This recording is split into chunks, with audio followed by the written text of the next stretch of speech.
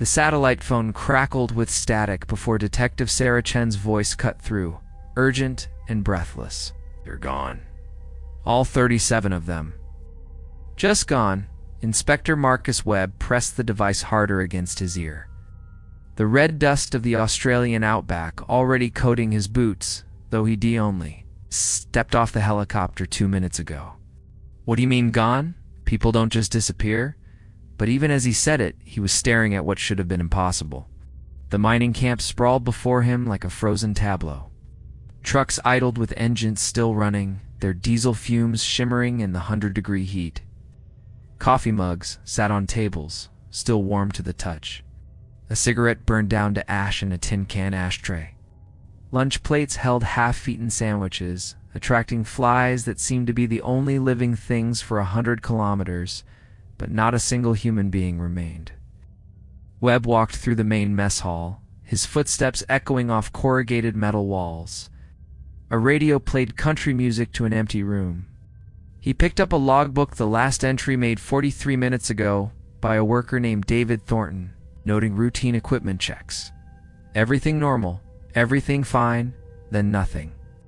"Sarah, I'm looking at their belongings," Webb said, moving between the sleeping quarters.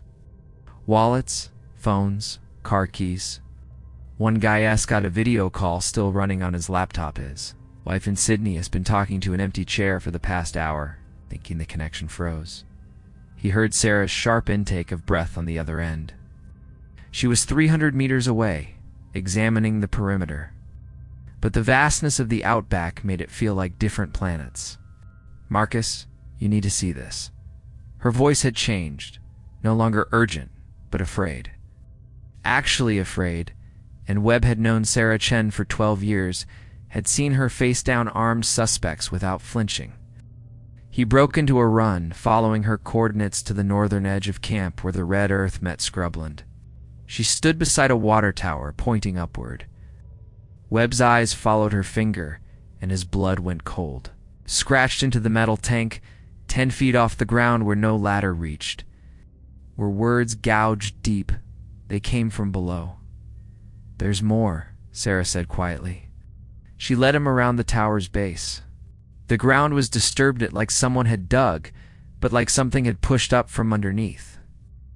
The earth formed a perfect circle, 15 feet across. Webb pulled out his camera and began documenting everything, but his hands wouldn't stay steady. The boots bothered him more than anything else. The careful arrangement, the spiral pattern that seemed almost ritualistic. Who takes off their boots before vanishing? And how did 37 people do it simultaneously without anyone noticing? Without anyone running? Without anyone calling for help? "The satellite data," Sarah said suddenly, pulling up her tablet. "The company monitors this site remotely. There should be..." She stopped, her face going pale in the harsh sunlight. Webb moved beside her, looking at the screen. The thermal imaging from 2 hours ago showed 37 heat signatures moving around the camp in normal patterns. Then, at exactly 10:47 a.m., all the signatures converged on this spot, this circle of disturbed earth. The next image, taken 6 minutes later, showed nothing. Not 37 bodies cooling, not people running away. Just empty ground, radiating heat. "That's not possible," Webb muttered. "Heat signatures don't just disappear. Even if they'd gone underground, we'd see the residual thermal." He stopped because Sarah was backing away from the circle, her weapon drawn. "What? What is it?" She pointed at the ground with her free hand. The spiral pattern of boots was moving. Not quickly, not dramatically, but unmistakably shifting, each boot rotating slightly clockwise, like the hands of some massive buried clock. Webb felt his throat go dry, grabbed Sarah's arm, pulling her back toward the main camp. "We're leaving now." But she resisted, her detective's instinct overriding her fear. "Can't leave. We're the only law enforcement for 500 kilometers. These people have families, Marcus." "Someone has to." The ground trembled. Just a slight vibration at first, like a distant truck passing, but growing stronger. The water tower groaned, metal scraping against metal. Then the boots stopped moving. Everything went absolutely still. Even the flies seemed to vanish, and that country music from the mess hall cut out mid-verse, leaving a silence so complete that Webb could hear his own heartbeat thundering in his ears. Sarah's radio crackled to life, but it wasn't dispatch. It was a voice, distorted and layered, like multiple people speaking in perfect unison. "Inspector Webb, Detective Chen, you shouldn't have come." Webb grabbed the radio from Sarah's belt. "Is this? Where are the workers?" Silence stretched for 3 seconds. 4, 5. Then the voice returned, and this time Webb recognized one of the tones buried in that horrible chorus. It was David Thornton, the man who'd written the last log entry. "We're below. We're always below, waiting, watching. The Red Earth remembers everything, Inspector. Every massacre, every secret, every body buried in the desert sun." Sarah was frantically checking her equipment. "That signal isn't coming from any radio. It's Jesus, Marcus. It's coming from underground. It's directly beneath us." The vibration returned, stronger now, and the circle of disturbed earth began to sink. Slowly, steadily, like something was creating space below. The boots tumbled inward, disappearing into the growing depression. Webb pulled Sarah toward the vehicles, but she was staring at something on her tablet, her eyes wide with horror. "The other sites," she whispered. "Marcus, there are 6 other mining operations in this region. I'm checking their status feeds." Her fingers flew across the screen. "Omega Station last contact 3 days ago. Red Rock Extraction last contact 5 days ago. Southern Cross Drilling." She looked up at him, and Webb saw the truth in her face before she said it. "They're all gone. Every single person. We're looking at over 200 people, Marcus. And nobody noticed because these are isolated operations. Weekly check-ins. Skeleton crews." The ground beneath them cracked, a fissure running from the circle straight toward where they stood. From that crack came a smell, ancient, organic, like disturbed graves and rotting vegetation mixed with something else, something that didn't belong to any world Webb understood. The voice on the radio spoke again, and now it held hundreds of tones, hundreds of people speaking as one. "You came to investigate. Now you'll understand. The Earth is hungry, Inspector. It's been hungry for a very long time."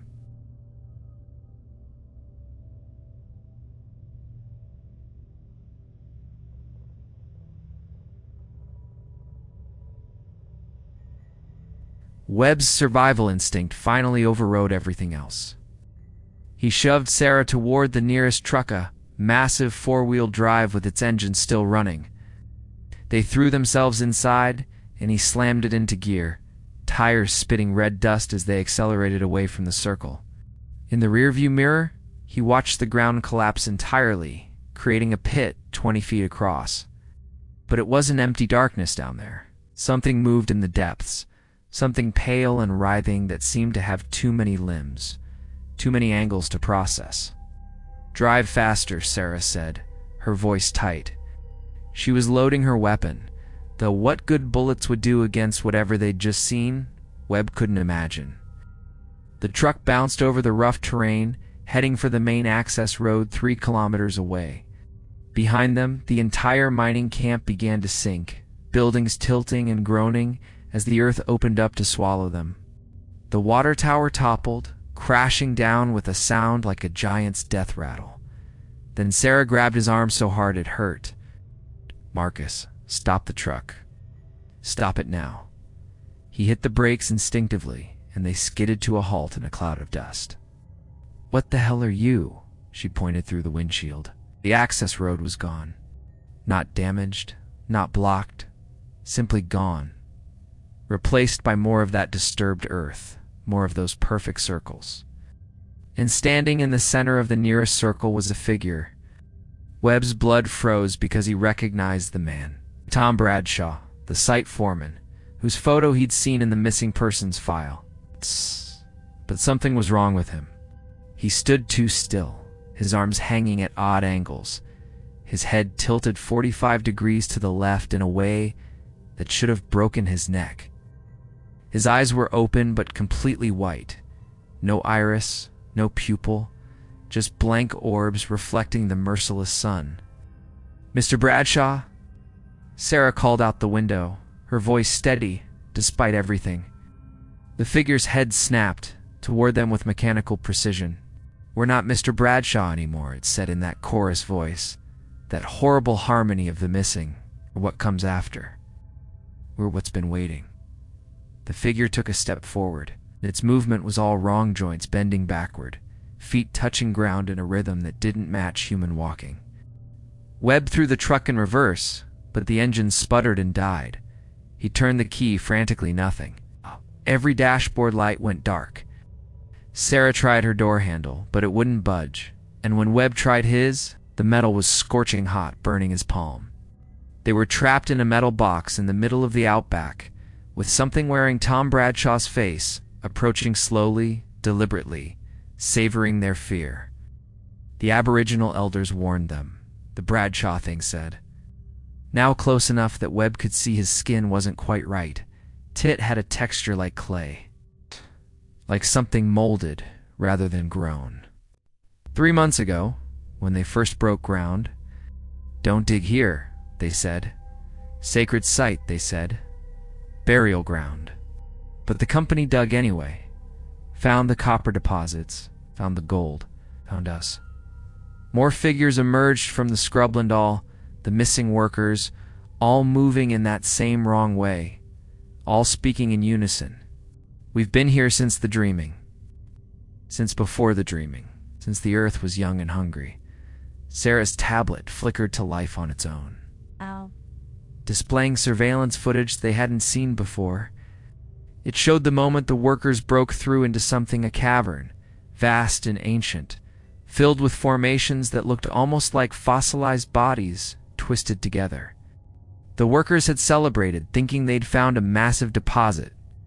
Then the footage showed those formations moving, unfurling, reaching upward with appendages that were part stone, part flesh, part something else entirely. "You feed the earth with your cities, your roads, your mines," the voices continued. "You hollow her out and expect no consequence. But the earth remembers, and she's decided to take back what you've stolen."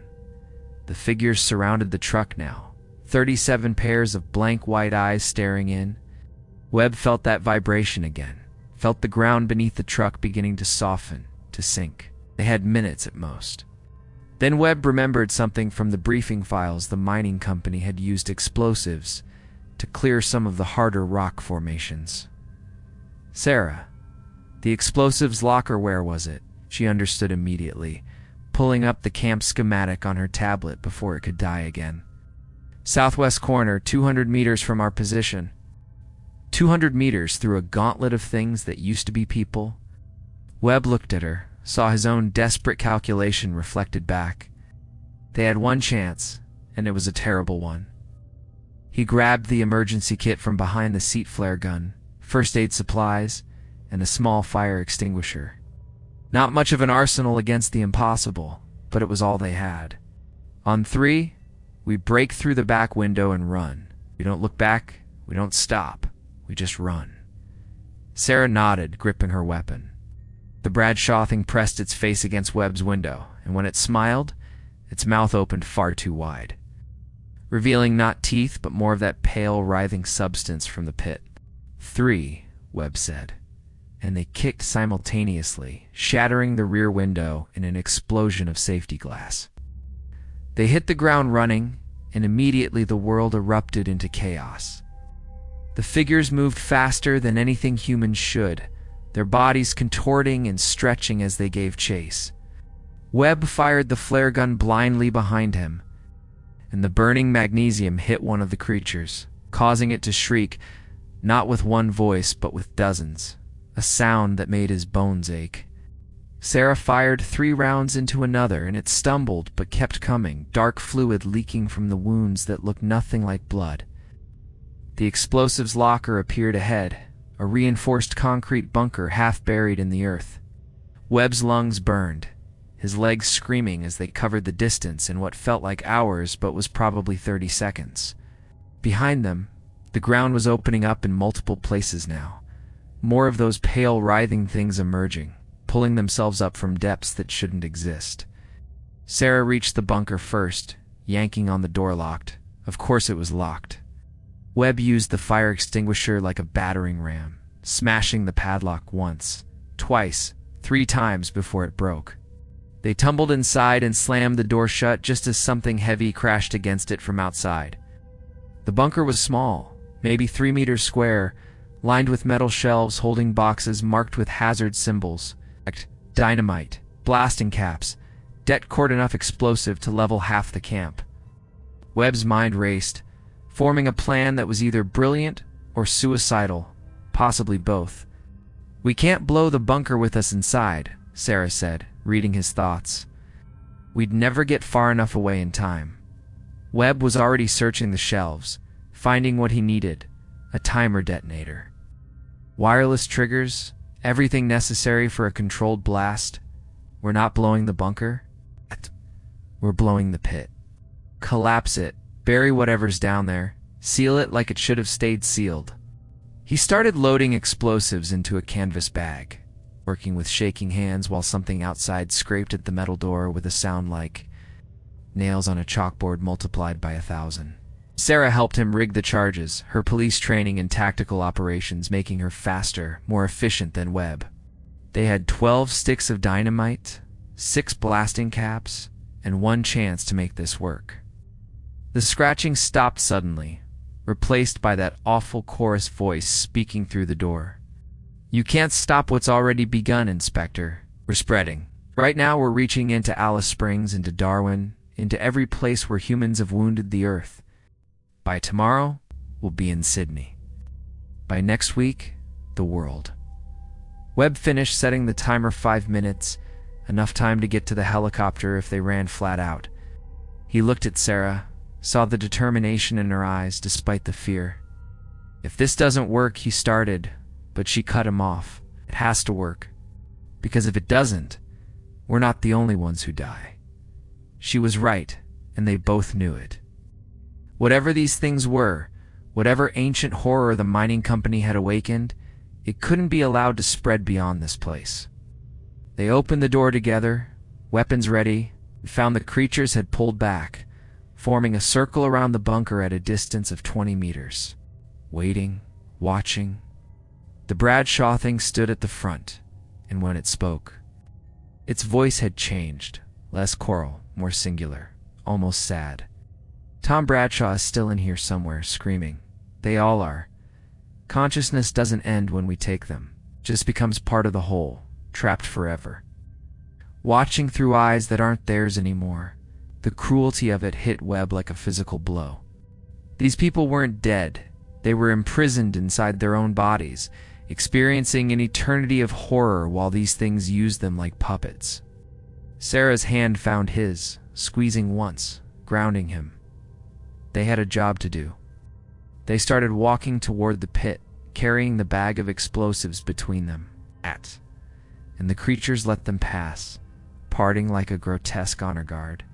They hit the ground running, and immediately the world erupted into chaos.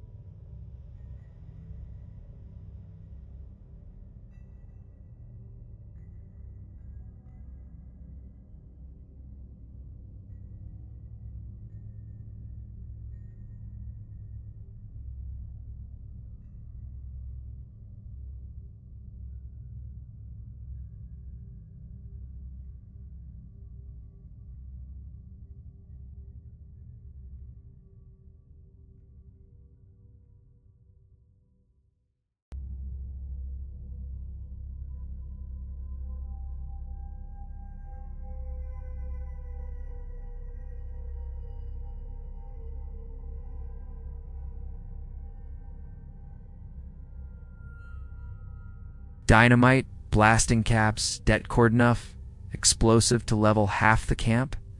Webb's mind raced, forming a plan that was either brilliant or suicidal, possibly both.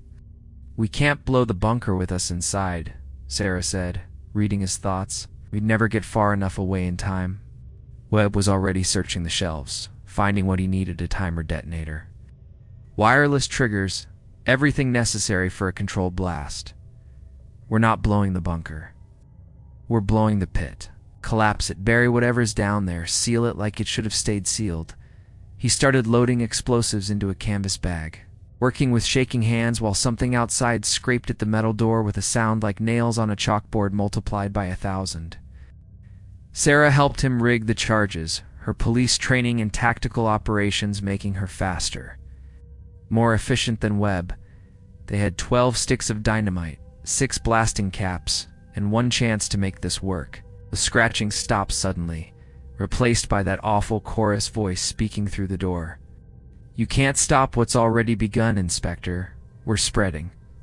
Right now, we're reaching into Alice Springs, into Darwin, into every place where humans have wounded the earth.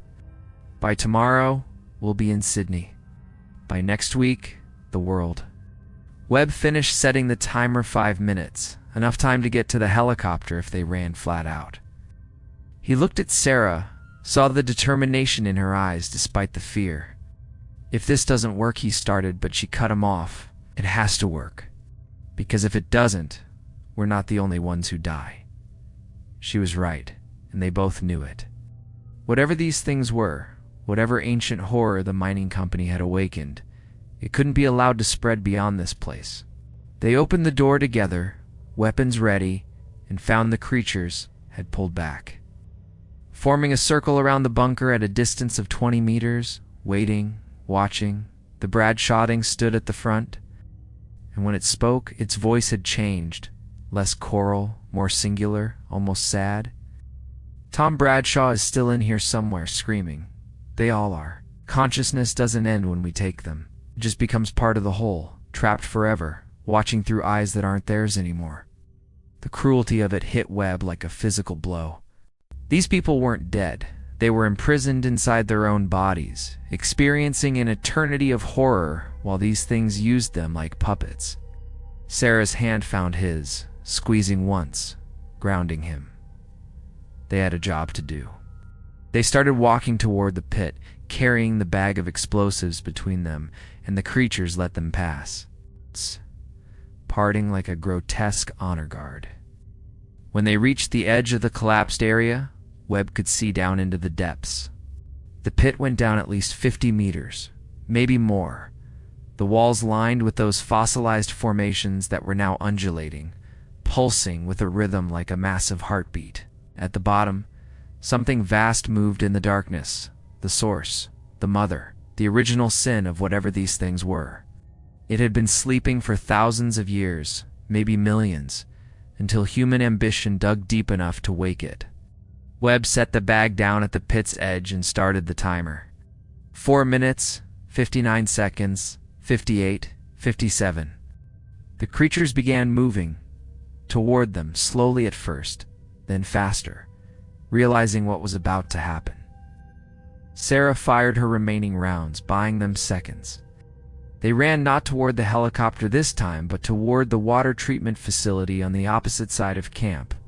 Webb had noticed the large propane tanks there, earlier industrial-sized, enough fuel to create a secondary explosion that would ensure nothing survived. They reached the tanks with 2 minutes left. Webb used the last of the det cord to rig them, while Sarah held off 3 of the creatures that had gotten too close, using a length of pipe she'd grabbed as a weapon.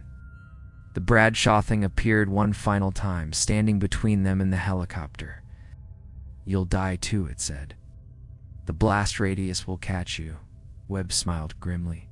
Pulling Sarah toward the last escape route, he'd spotted an old mine shaft, one of the original exploratory tunnels from years ago, with a steel door that might, just might, shield them from the worst of it. They made it inside with 40 seconds to spare, slamming the door and bracing it with their bodies. Webb counted down in his head. 30, 20, 10, The Bradshaw thing pressed against the door, still speaking. "We'll come back. We'll always come back. The earth never forgets." The explosion cut off the rest. The world became fire and thunder, and a pressure wave that felt like being hit by a train. The steel door buckled inward, and Webb felt his ribs crack, felt Sarah scream more than heard it as the mine shaft filled with heat and dust and the sound of the earth screaming. Then silence. Absolute, complete silence. Webb didn't know how long they lay there in the darkness, barely breathing, waiting to see if they'd survived or if this was just the moment before death. Finally, Sarah's voice, hoarse and pained but alive. "Marcus, we need to move. The shaft might collapse." They crawled toward the entrance, pushing aside debris, emerging into a landscape that looked like the surface of another planet. The pit was gone, filled in by tons of collapsed earth and rock.